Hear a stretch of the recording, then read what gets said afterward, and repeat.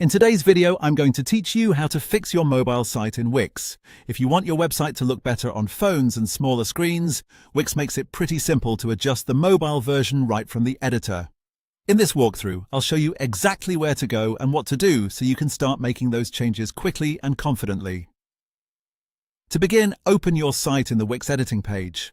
This is the main area where you normally make updates to your website, change text, move sections around, and manage the overall design. Once you're in the editor, take a look toward the top right corner of the page. You'll see two view options there, one for desktop and one for mobile. Go ahead and click the mobile icon. This switches your editor into the mobile view, which lets you see how your site appears on a phone. That's the key step, because if you want to fix your mobile site, you need to be working in the mobile version of the editor rather than the desktop version.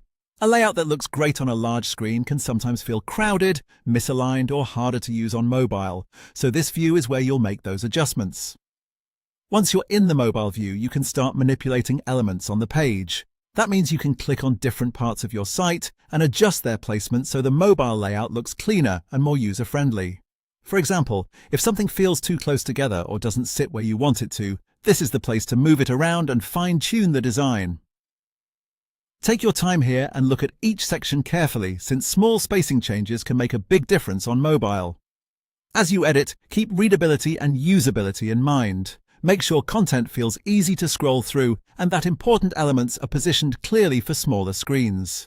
The mobile editor is designed specifically to help you optimize that experience. And that's it. The main thing you need to do is go into your Wix editor, switch from desktop to mobile using the icon in the top right, and then begin adjusting the elements directly in that mobile view. Once you're there, you can refine the layout until it looks the way you want.